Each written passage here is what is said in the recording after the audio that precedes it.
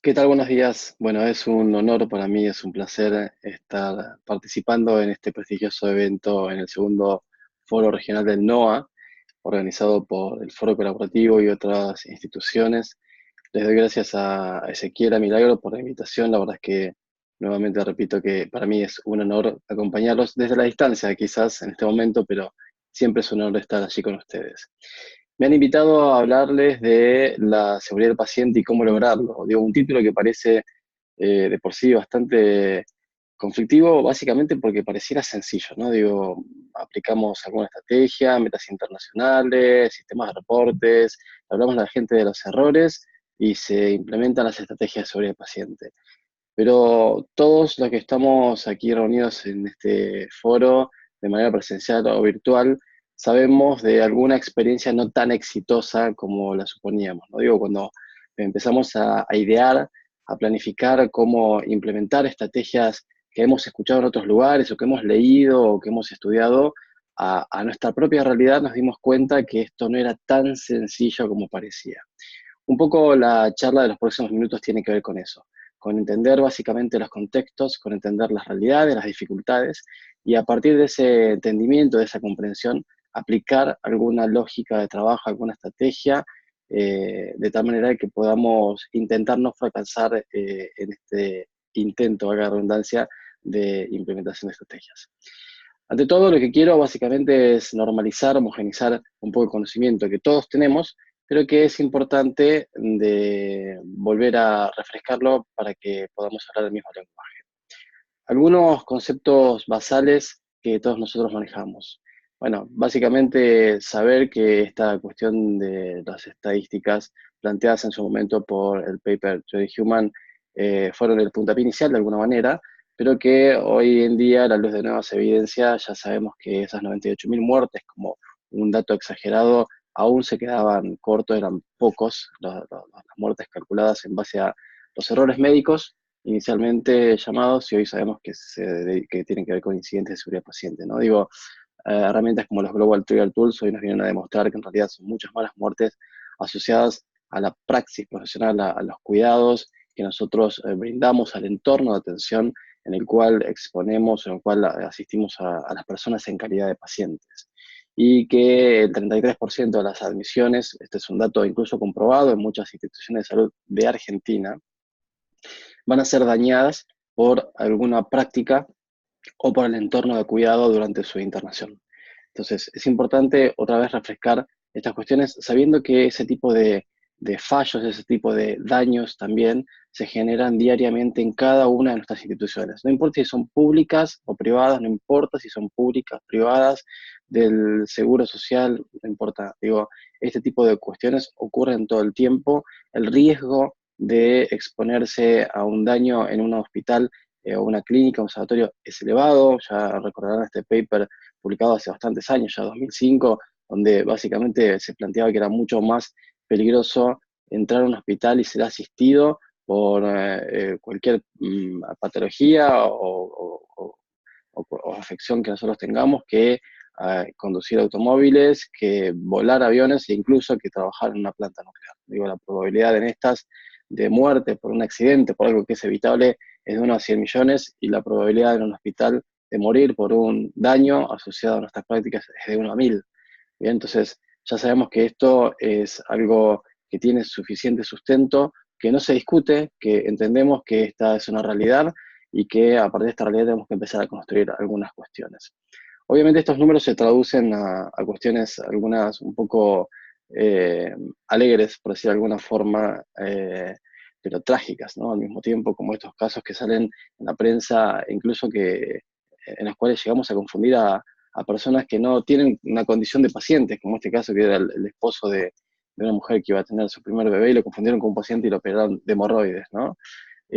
O cuestiones que tengan que ver con el entorno de atención, como la explosión de una clínica en Chile y en muchos otros lugares, básicamente por desatender los riesgos o los puntos de alerta, ¿no? En este caso, como es frecuente encontrar en muchas instituciones de salud, olían a gas y cuando hicieron la consulta al experto de seguridad e higiene dijo que era habitual y a los minutos hubo una explosión en la clínica. Esto también ha ocurrido en Buenos Aires, ha ocurrido en muchas provincias del país. Digo, hay múltiples casos que todos ustedes conocen, donde se han generado daños a la estructura, a la infraestructura y a las personas a partir de el desprecio de alguna forma o la minimización del impacto o de la relevancia de los riesgos que nosotros tenemos en nuestros entornos de atención.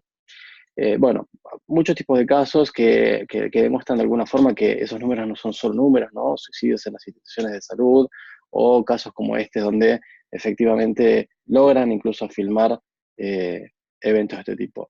Yo les pido perdón por la violencia de las imágenes que han visto aquí, pero creo que es importante entender que estos números que se reflejan en las investigaciones o en los postulados no son solamente números, sino que detrás de esos números existen vidas humanas, existen daños que generamos en las instituciones de salud y que por supuesto esos daños no son generados de manera intencional.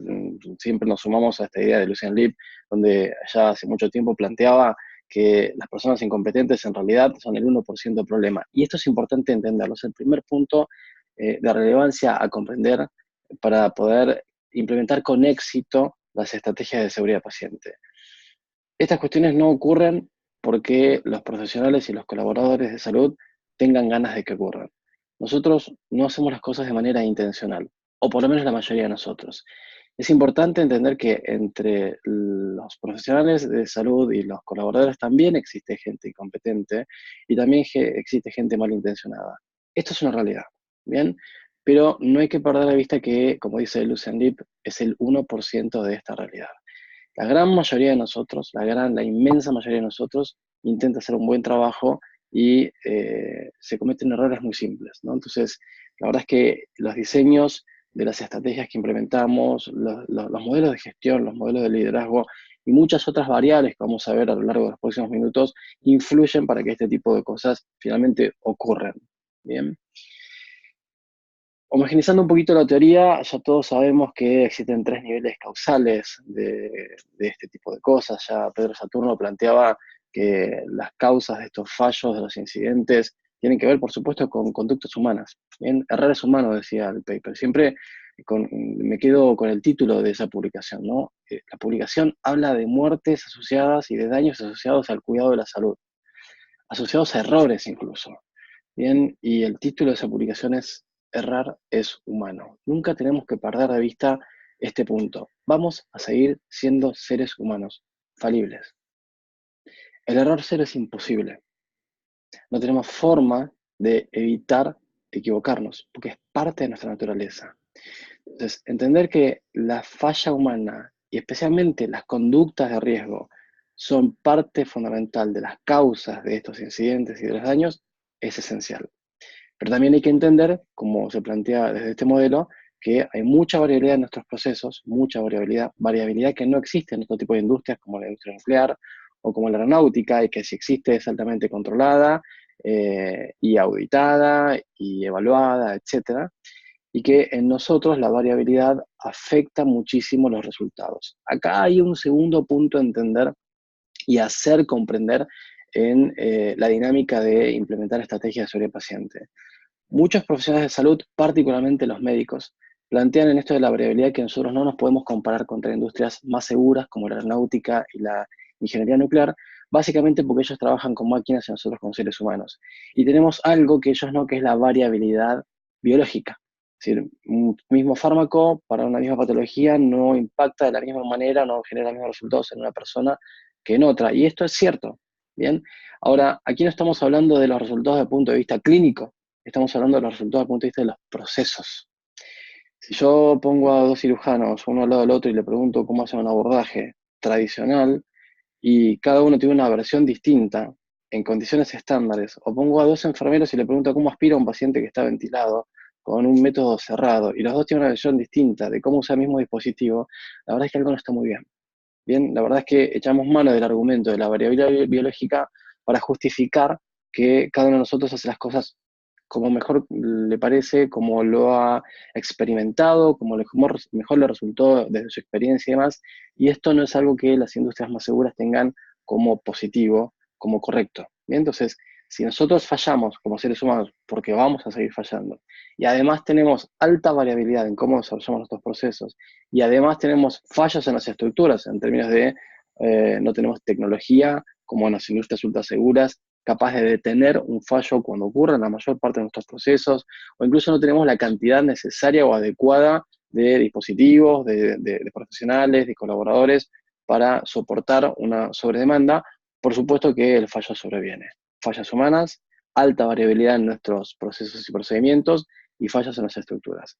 Entonces, necesitamos empezar a entender que cuando queremos implementar estrategias operativas, hay que trabajar en los tres niveles, en la capacitación y en el control de los fallos humanos, en la disminución de la variabilidad o las causas especiales de variación, digo, aquellas cuestiones que les agregamos nosotros desde el diseño de las estrategias, de nuestras prácticas, de cómo llevamos adelante estos procedimientos y estas cuestiones, y obviamente empezar a pensar cómo la tecnología y cómo las estructuras en términos de personal capacitado, de cantidad de personal, de dispositivos, de trabas tecnológicas en términos generales, podemos disponer de tal manera de generar un blindaje mucho mayor que simplemente capacitando a la gente.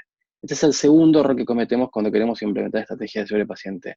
Creemos que las mejoras se basan únicamente en la educación. O creemos que las mejoras se basan únicamente en protocolizar. O creemos que las mejoras se basan únicamente en comprar la mejor tecnología, tener mejores historias clínicas electrónicas, dispositivos de identificación de pacientes electrónicos, bombas inteligentes, y todo eso es necesario, pero no es suficiente. Es la combinación de todo ello, más el aprendizaje continuo, lo que logra sostener a lo largo del tiempo las mejoras. Porque créanme que implementar estrategias sobre el paciente es muy fácil. Lo difícil es sostenerlo a lo largo del tiempo y generar a partir de esta implementación un cambio de conductas. Nosotros tenemos que empezar a hablar de transformación de las organizaciones más que de mejora continua. Porque uno tiene que mejorar continuamente, pero el objetivo final de esto es transformar las conductas de las personas, de tal manera de que lavarse las manos sea un hábito, identificar a un paciente sea un hábito, usar estrategias de revisión de doble chequeo de medicamentos de alto riesgo sea un hábito y no simplemente sea un protocolo, una normativa, una sistemática, una burocracia. Continuando con esta idea de las teorías, ya todos sabemos que los incidentes de seguridad paciente, la mayor parte de ellos ocurren como una secuencia de hechos alineados, donde hay distintos factores, donde intervienen muchísimos aspectos como la falta de capacitación, las fallas en las comunicaciones, la falta de trabajo en equipo.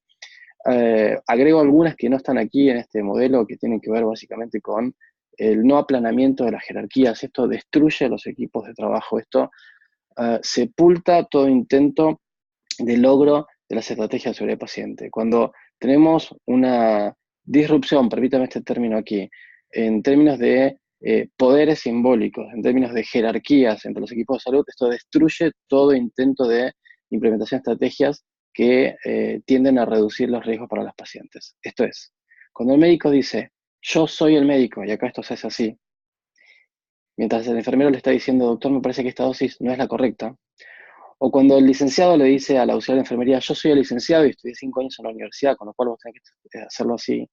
O cuando cualquier profesional de la salud le dice a un administrativo, yo soy el que sabe de esto, ese tipo de cosas destruyen los intentos de bajar o disminuir la probabilidad de riesgo o de daño para los pacientes. Necesitamos aplanar esa pirámide de poder que no es más que una cuestión simbólica. Somos un equipo de trabajo, somos un engranaje, somos cada uno de nosotros es una parte esencial en la experiencia de atención, de cuidado de los pacientes, y necesitamos entender que cualquier estrategia que implementemos tiene que ser implementada de manera consensuada, mancomunada, con un esfuerzo sinérgico en el que todos estamos involucrados en esto. No importa quién es quién, no importa qué carga ocupe en la institución, no importa cuál es la disciplina o cuántos años estudió. Cada uno de nosotros puede aportar algo diferente que el otro no en la cadena de evitar un próximo evento de seguridad, un daño a los pacientes. Y hay algo que tener en cuenta y que es nuestra condición humana. Y en particular nuestra condición, esto me lo permito decir, de argentinos. Digo, el latino, muchas de estas teorías y de estos enfoques vienen de otro tipo de culturas, donde están más arraigados a seguir las normas, a protocolizar, a medir, etcétera.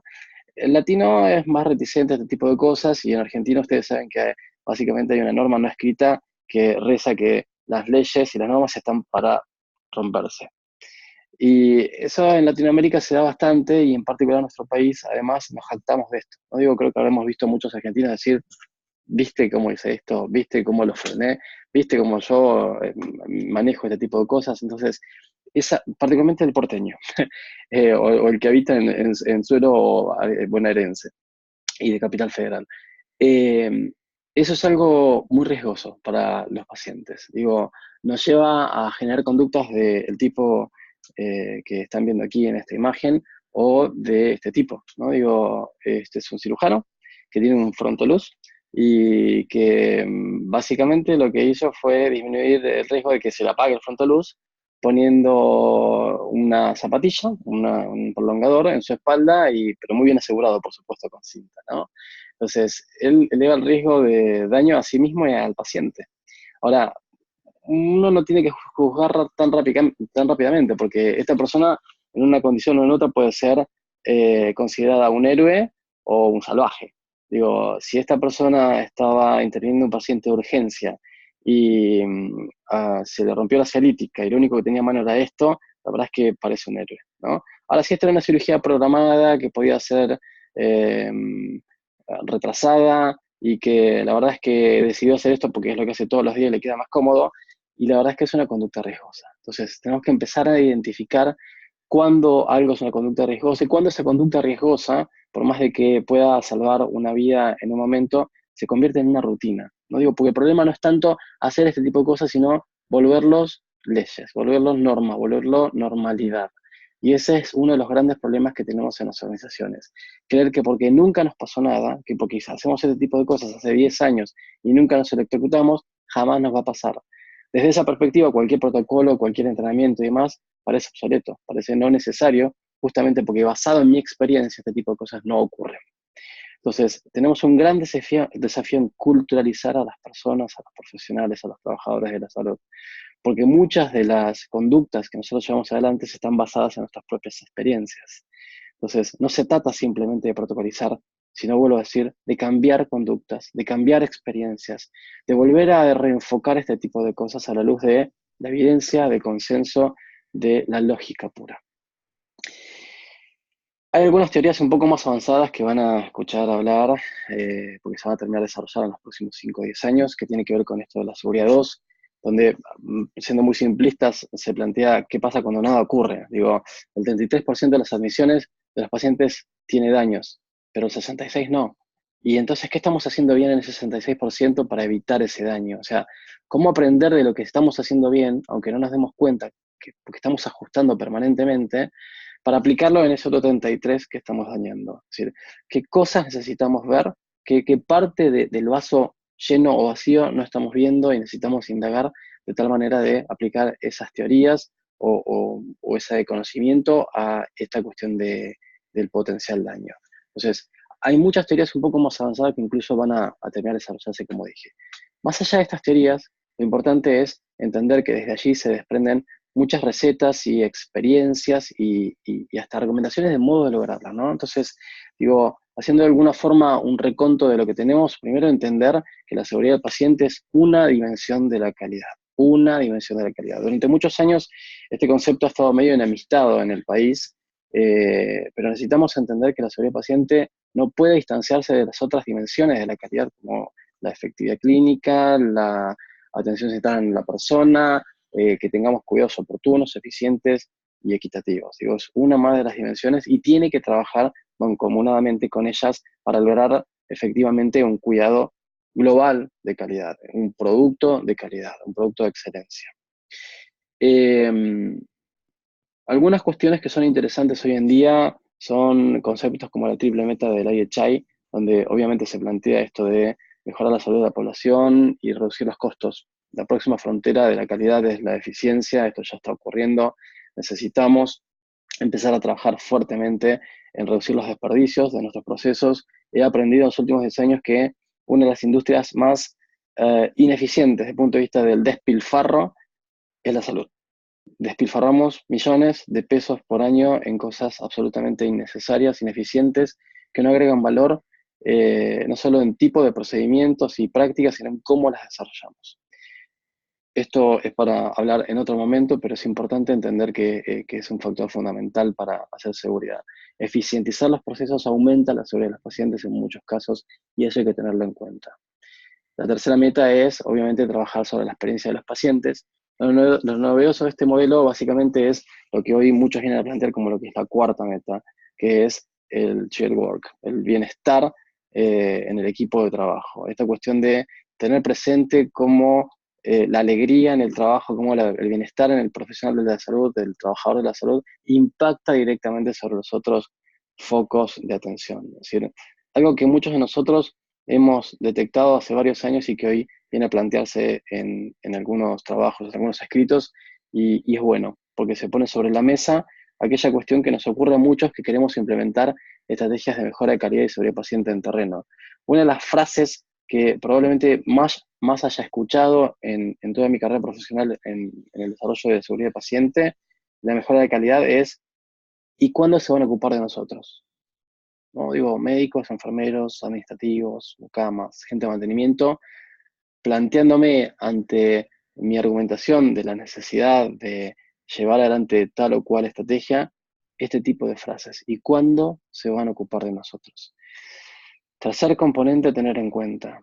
No podemos exigirle a la gente que cumpla cosas que no hacemos con ellos. No podemos pretender que la gente brinde seguridad cuando no tenemos un entorno seguro. Esto quiere decir que no podemos empezar a hacer seguridad de pacientes si no tenemos condiciones edilicias o de trabajo adecuadas. No. Esto implica que necesitamos empezar a pensar cómo mejorar nuestros entornos de trabajo, cómo mejorar el clima laboral, cómo mejorar la retención del personal de tal manera que no haya tanta rotación, cómo mejorar las condiciones de trabajo, no necesariamente salariales, sino desde el punto de vista de cómo nos tratamos entre nosotros, qué capacidad tenemos para hablarnos unos con otros, qué capacidad tenemos para formar equipo, cómo hacemos nuestro trabajo en el día a día. Es esencial empezar a pensar este tipo de cosas porque impactan directamente sobre el éxito de las estrategias del paciente y por ende sobre los resultados que generamos en las personas en calidad de pacientes. En términos de recetas, ya conocemos la vieja y conocida 7 Steps, ¿no? Digo, esta recomendación del NHS, del Sistema de Salud de Gran Bretaña, donde ellos plantean, bueno, hay 7 pasos para llevar adelante estas cuestiones de la seguridad del paciente. Primero, construir una cultura de seguridad. Digo, se dice rapidísimo, no es tan fácil como parece. Hoy en día sabemos que en el ámbito de la salud, construir una cultura de seguridad de tal manera que los comportamientos se vuelvan rutinarios, se vuelvan un hábito, que estas normativas o estos protocolos que vamos implementando se vuelvan parte de nuestro trabajo y que esto lo hagamos de manera casi intuitiva, casi natural, no ocurre de manera sostenida antes de los 10 años. 10 años. Entonces, pretender que a partir de mañana todo el mundo identifique a los pacientes o se higienice las manos con una tasa del 90% superior y que eso se sostenga a lo largo del tiempo en los próximos 3 meses, porque yo invertí miles de pesos en comprar geles alcohólicos, o porque yo ya hice la normativa, o porque yo ya eduqué a las personas, es una falacia. Necesitamos entender que el cambio de cultura ocurre después de mucho tiempo y de poder sostener mucho y con gran esfuerzo el modelo. Punto número 1. Punto número 2, segundo paso, liderar y soportar al staff y al equipo. ¿Bien? De la mano de esta cuestión del bienestar, de la mano de identificar nuevos líderes. Una de las grandes fallos que cometemos al momento de intentar implementar estrategias de seguridad paciente es tratar de trabajar solamente con los jefes o tratar de trabajar solamente con los líderes formales. Esto es un error. En general, las personas que están ansiosas por mejorar los entornos de atención son las mismas personas que están frente al cuidado de los pacientes. Necesitamos despertar nuevos líderes informales, aquellos que están en fases operativas, no importa si son asistenciales o no, pero que ven cómo ocurren las cosas. Esas son las personas que tienen que liderar estos procesos, soportados por los jefes, por las estructuras formales y demás. pero las personas que tienen que llevar adelante el liderazgo, la implementación, el diseño de las estrategias son las personas que están al pie de la cama, son las personas que participan de la experiencia de cuidado del paciente. Y en esto hay algo importante que yo siempre planteo. ¿Cómo se diseñan las estrategias sobre el paciente? Los que somos o fuimos jefes pretendemos, o académicos, pretendemos escribir, definir e imponer las estrategias de seguridad del paciente desde la evidencia, desde la experiencia propia, desde el supuesto, desde el conocimiento que cada uno de nosotros tiene. Y la verdad es que lo que nosotros tenemos que hacer como líderes, si es que nos toca ese rol en esta etapa de nuestra vida, en la institución, es simplemente marcar el norte. Yo tengo una regla que he creado en base a la experiencia que la nombré 595. Hay un 5% de cuestiones innegociables en la implementación de estrategias de seguridad del paciente y un 95% de negociables. 5% innegociables. Hay que identificar a los pacientes. Y tiene que tener un sistema de identificación visible y además conductas de identificación. Innegociable. 95% de negociable. Dígame cómo. Le ponemos pulseras, le ponemos etiquetas, le ponemos tatuajes con tinta invisible, lo hacemos a través de la lectura de huellas dactilares, a través de una identificación por foto, a través de un dispositivo electrónico como un celular con un código QR, lo hacemos a través de pulseras de papel, de plástico, de colores blancas, escritas a manos, impresas en etiquetas, no importa. Esas son las soluciones que tienen que encontrar la gente de terreno, los que están en el día a día, los que saben si una recomendación es posible de llevar adelante y de sostener. No nos toca a los que estamos liderando definir el detalle de cómo hacer esto. Por supuesto que nos toca decidir en el momento de intervenir desde el punto de vista de una inversión o de tomar una decisión más estratégica. Bien, pero quienes tienen que estar en el diseño de las mejoras es la gente que atiende al paciente, porque son los que saben cómo falla el proceso. Tercer paso, integrar la gestión de los riesgos. No sirve de nada tener 2 doctorados si no sabemos apagar un incendio. Y uno puede decir, pero yo soy médico, soy enfermero, soy administrativo, no me toca a mí. Para eso está la gente de mantenimiento, el bombero, lo que fuere. El cuidado hacia el paciente es una cuestión holística. El paciente es un ser humano integral. Necesitamos entender que nosotros introducimos riesgos de todo tipo y no gestionamos los que tenemos. Entender la gestión de riesgos a otro nivel, no solamente entender que los riesgos están en el entorno de atención, sino básicamente en los procesos y procedimientos. Identificar a un paciente no alcanza, no basta solamente con tener una pulsera y preguntar el nombre del paciente. Los riesgos vienen de la mano de la no identificación de una bandeja de comidas, de la no identificación del resultado de un laboratorio, de la no identificación de una placa, del no uso correcto de identificadores al momento de llamar al paciente en el consultorio. Salir y decir González, y cuando entra una persona no verificar si es este González o es otro. Los riesgos están a todo nivel. Integrar la gestión de los riesgos. Es decir, no solamente los riesgos clínicos y los riesgos en los procesos de atención, sino los riesgos del entorno. Promover el reporte. No ocultar el error es algo que ya sabemos y que no funciona muy bien en muchos de nuestros entornos de atención. Integrar esta cuestión de la promoción del reporte de incidentes del paciente y hablar de los daños, hablar de los errores entre nosotros y aprender de esto, ¿no? Paso 5, involucrar y comunicarse con los pacientes y el público. Es fundamental. Pacientes por ser pacientes, poder trabajar con ellos, integrarlos en esta cuestión de constituirse como barreras de seguridad, aprender y compartir las lecciones aprendidas, empezar a hablar entre nosotros y entender cómo hacer las cosas, implementar soluciones y prevenir los daños. Fíjense que esta cuestión de implementar las soluciones es el último de los pasos. Y sin embargo, en la práctica es el primero que pretendemos hacer. A partir de mañana, todos se lavan las manos. A partir de mañana, checklist quirúrgico. A partir de mañana, identificamos a los pacientes con pulseras. Bien, el último. Primero hay que construir un montón de cosas. Esto se cambia vía cambio de cultura o vía imposición de soluciones. Las herramientas de seguridad del paciente, como las metas internacionales, son eso, herramientas. Necesitamos transformar la organización, no implementar solamente herramientas. En ese sentido hay mucho por hacer. En promoción de cultura hay muchas estrategias, como las Patient Safety Leadership Walkarounds, como las encuestas de clima, diseños de líneas de comunicación, etc. trabajar en la formación institucional de seguridad de paciente, inducir a la gente, a los profesionales y trabajadores de reciente ingreso, trabajar en la formación de pre y posgrado, bien, para que vengamos seteados de otra manera, integrar la gestión de los incidentes sobre el paciente, no solamente con reporte de incidentes, sino con análisis intensivos de eventos graves, Global Trigger Tools, gestión integral de eventos centinelas donde se incluyen a las segundas y terceras víctimas, etc. Bien. Gestionar los riesgos, como dijimos, desde el punto de vista proactivo, reactivo, por supuesto, y proactivo, como la implementación de herramientas como el análisis modal de fallos y efectos, que miramos, que nos ayuda a mirar los procesos de manera proactiva, etc. Bien. Por supuesto, muchas estrategias asociadas a la integración de los pacientes como barrera de su propia seguridad y el monitoreo de las mejoras a través de múltiples ideas y herramientas como los simulacros, el Mystery Shopper, indicadores, tracers, etc. Lo basal, ¿no? Metas de seguridad del paciente. Aquellas cuestiones que para nosotros son el mundo de la seguridad del paciente y en realidad es una cuestión mínima, basal, obvia, fundamental, necesaria, pero no suficiente. La seguridad del paciente tiene que ser vista de manera holística, integrar las otras dimensiones de la calidad, como el acceso a la continuidad, los aspectos de efectividad clínica, los aspectos de uso seguro de medicamento, los aspectos relacionados a la atención centrada en el paciente, como los derechos del paciente, la educación del paciente, la eficiencia de los procesos, como dijimos previamente. Todo esto es fantástico. Lo más importante es entender cómo lograr este tipo de cosas. Algunas cuestiones ya las venimos charlando. Otras hay que tenerlas en cuenta a la luz de cierto entendimiento de lo que pasa en nuestros sistemas de salud.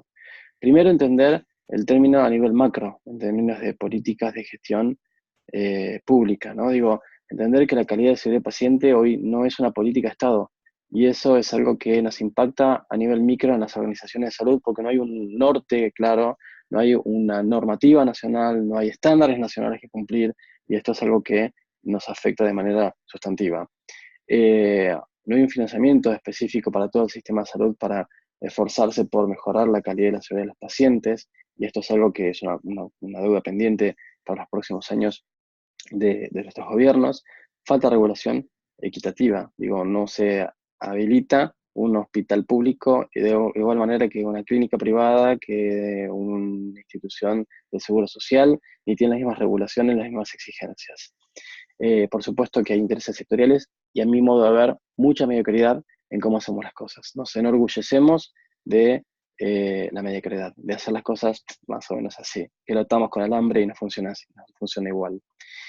Desde el punto de vista institucional tenemos varios aspectos a comprender. Primero, he entendido que los directores y los dueños y los jefes muchas veces no comprenden qué es esto de la mejora de la calidad. Pretendemos mejorar, pretendemos ser excelentes, pretendemos generar muchas cuestiones relativas o relacionadas a la mejora, pero cuando nos ponemos a trabajar fuertemente y nos damos cuenta de que para esto necesitamos modificar la conducta de un grupo de trabajo, esto empieza a ser como más complejo, porque en realidad con este grupo no nos podemos meter mucho, porque en realidad ellos nos aportan el mayor caudal de ingresos. Entonces, necesitamos entender que muchas veces, muchos de nosotros estamos entusiasmados con poder incorporar estrategias de seguridad del paciente, pero que nos chocamos con la primera barrera, que es el entendimiento de los líderes.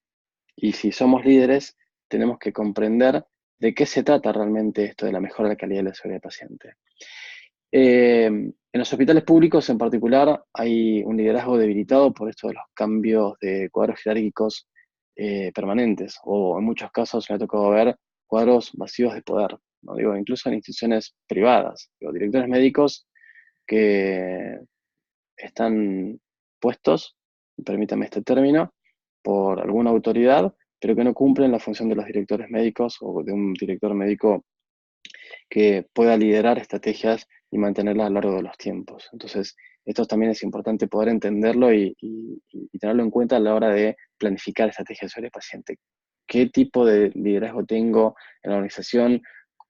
¿Cuál es el cuadro real de poder? ¿Cuál es el teórico y cuál es el simbólico, etcétera, ¿no? Digo, entender cómo es la dinámica de autoridad y de poder en nuestra organización.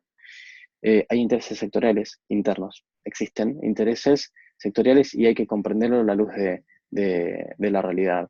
Hay cuestiones políticas, hay negociados, hay modelos mentales e incompatibilidad de enfoques. No piensa lo mismo un médico que un enfermero, que un administrativo, que un camillero, que un ingeniero. Y entonces es necesario entender que la misma cuestión, la misma estrategia no va a impactar de la misma forma en el entendimiento de cada uno de ellos. También hay mucho que entender desde el punto de vista de cómo es nuestra cultura organizacional. Bien, no son iguales todas las culturas, ni siquiera todas las culturas de cada una de las áreas de atención. Y esto es fundamental tenerlo en cuenta. No puedo pretender ir con un mismo discurso para aplicar una estrategia como identificación de pacientes a toda la organización porque las culturas son diferentes. Bien, tengo que entender cuál es el modelo cultural de cada área, de cada institución, etcétera, para poder aplicar esas recetas a estos entornos específicos. En muchas organizaciones todavía existen fuertes influencias de los modelos médicos más hegemónicos, donde, como dijimos, hay grupos, no solamente el médico, pero hay grupos sectoriales que ejercen de alguna manera el poder simbólico y esto no ayuda mucho a la implementación de estrategias específicas.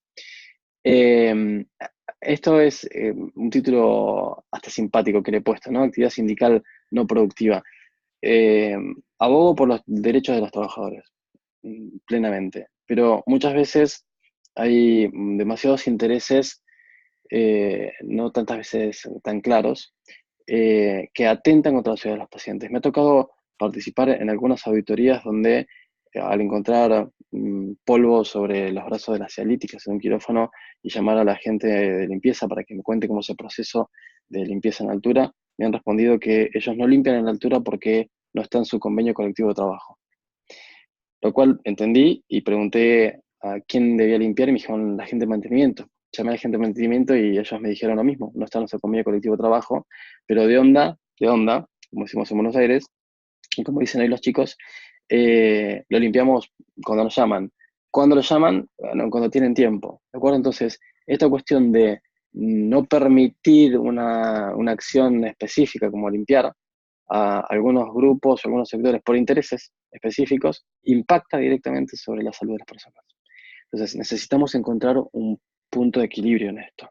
Y así como digo esto, puedo asegurar que el 99% de las comisiones internas con las que me ha tocado trabajar están representadas por personas coherentes, lúcidas y que están dispuestas al diálogo cuando se les explica de qué se trata la lógica de la mejora. Entonces, animémonos a pensar esto otra vez, pero tengamos en cuenta esos aspectos.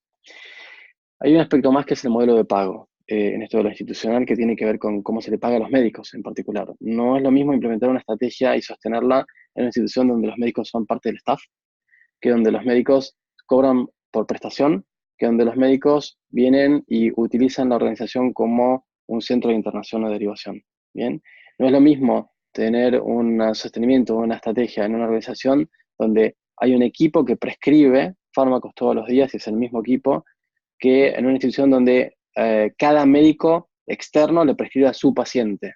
Bien, entonces, estas cuestiones hay que tenerlas en cuenta porque simplemente no se puede bajar una norma global y pretender que todo el mundo la cumpla de la misma forma. Hay que entender de qué se trata la cultura y las costumbres y los modelos de nuestras organizaciones.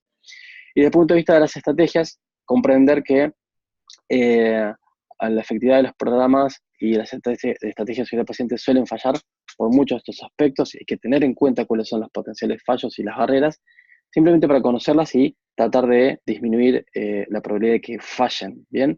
Hay dificultades en instalar la calidad de la seguridad paciente como líneas prioritarias, desde los discursivos, desde los argumentos que tenemos, desde los enfoques, desde el lenguaje que utilizamos para llegar a las personas que tienen que tomar las decisiones. No adaptamos lingüísticamente, pretendemos que con un mismo diálogo todos puedan comprender lo mismo y esto no es algo que pueda ocurrir fácilmente. Y finalmente quiero enfocar en esto de los comités de calidad de seguridad paciente. Siempre he dicho que los comités, como los conocemos, no funcionan. Si nosotros pretendemos que un grupo de gente voluntaria o que voluntariamente asiste a reuniones que no tiene una frecuencia definida, o que la tienen, pero que no tiene tiempo protegido para ejecutar las decisiones que se toman en ese comité, resuelvan los problemas de seguridad paciente en la organización, estamos equivocados. Las personas que van a los comités aportan ideas, pero necesitamos una fuerza productiva, necesitamos gente con tiempo protegido que se pueda dedicar a pensar todo esto que estamos pensando, a diseñar estrategias, a implementarlas, a monitorearlas, a mejorarlas, a hacer marketing, a comunicar, a recorrer, etcétera, etcétera, etcétera. Si pretender que un grupo que se junta a pensar, que se reúne a pensar, cambie la cultura de la organización simplemente porque tienen voluntad de hacerlo, es una falacia. Esto va a resultar un tiempo, pero no se va a poder sostener a lo largo del tiempo.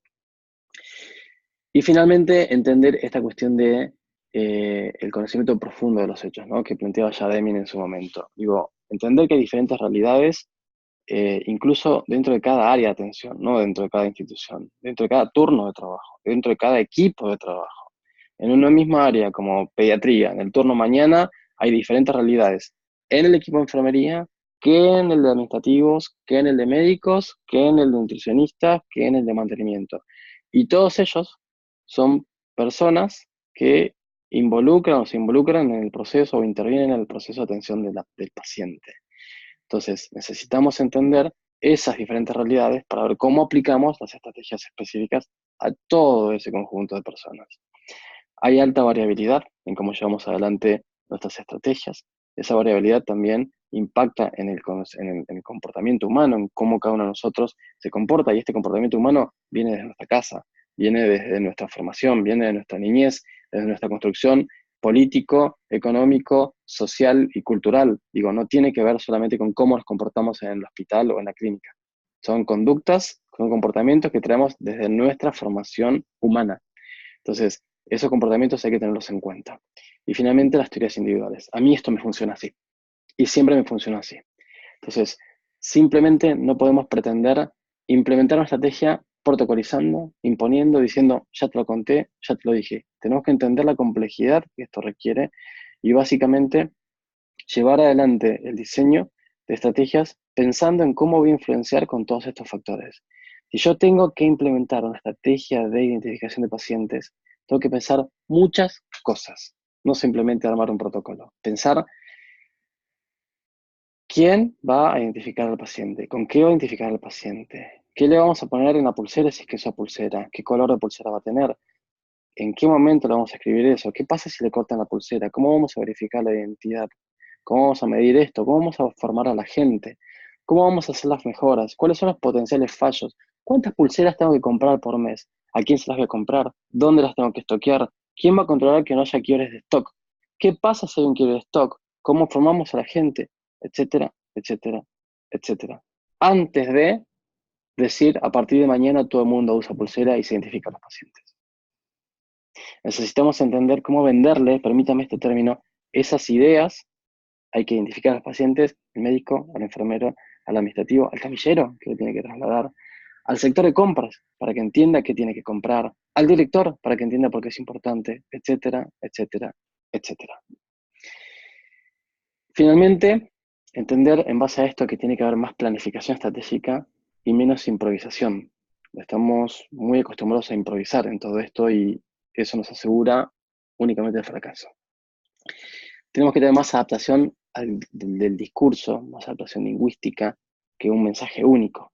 Bien, y en esto hay que aprender mucho de las áreas de comunicación institucional, de los comunicadores sociales. Ellos plantean mucho a diversos aspectos como cómo transmitir un mensaje, a quién es el público que lo va a recibir, qué lenguaje tiene, cuál es su modelo mental, cuáles son los canales de comunicación, cuál es la pieza comunicacional, etcétera, etcétera. O sea, son muchas cuestiones que hay que tener en cuenta más allá del simple hecho de decir, vamos a poner pulseras. ¿Bien?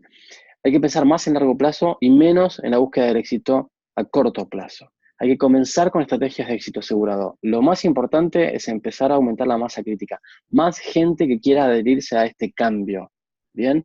Y no pretender cambiar la historia de la humanidad. Digo, no pretendan mejorar la seguridad de un proceso hiper riesgoso que tienen hace 20 años funcionando mal. Empiecen por cosas muy pequeñas, de tal manera que estas pequeñas historias de éxitos que podamos contar puedan sumar a otras pequeñas historias de éxito y que la gente se vaya entusiasmando y quieran cada vez más sumarse a la mejora de los procesos en la organización. Tener más foco en qué vamos a hacer y menos concentración en las trabas, no porque el doctor tal no me deja, no porque el director no me deja, no porque el recurso no lo tengo, no porque vos viste cómo está el área, no porque no tenemos ni para comer, ni para la pintura, ni para esto y pretendemos hacer esto, o sea, menos foco en las trabas y más foco en el logro de los objetivos. Más negociación y menos confrontación e imposición. No sirve. Necesitamos negociar. Negociar. Necesitamos negociar todo el tiempo para lograr el éxito de esto. Más formación nuestra y menos empirismo y copia y pega. Bien, más tiempo protegido y menos voluntarismo en base a lo que dijimos a los comités de seguridad y más estrategia y menos romanticismo. La gente va a hacer esto porque entendió que es lo mejor que puede hacer para los pacientes. No, eso no funciona de esa manera. Eso funciona solamente en nuestras cabezas. Esto hay que gestionarlo como cualquier proyecto. Bien, con sus tiempos, con sus objetivos, con sus metas institucionales, quién la va a llevar adelante, quién tiene la responsabilidad de, cómo lo vamos a medir, qué hacemos si falla, etcétera, etcétera, etcétera. Finalmente, una última reflexión acerca de cómo enfocar esto si tenemos distintos roles. Digo, no es lo mismo pensarlo en el rol de un director de hospital o un director de área que tiene que entender lo técnico de estas cuestiones, que si somos el mando medio, que nos toca, de alguna manera, permítame esta frase, educar a los directores desde aquella idea de que muchas veces no terminan de comprender el alcance o la profundidad de eso, y al mismo tiempo influenciar sobre nuestros colaboradores. ¿No? Digo, ese probablemente sea uno de los roles más difíciles. Pero el más difícil de todo es si uno es operativo, digo, si está en la fase de atención, en el contacto con el paciente, y pretende cambiar la historia de la institución. Se choca con su jefe, se choca con la realidad, se choca con los directores, se choca con la incomprensión, se choca con la inexperiencia, con muchas cosas. Pero es importante no desanimarse, porque yo he visto muchas historias de éxito que surgen desde las bases, donde empiezan a vibrar las bases, donde la gente empieza a hablar de esto, donde se empiezan a movilizar, donde empiezan a implementar pequeñas estrategias en sus turnos de trabajo, en sus áreas, y esto empieza a contagiar a la organización. Entonces, es importante entender dónde estamos parados dentro de la organización en este momento y desde ahí entender la complejidad del sistema que vimos hasta ahora.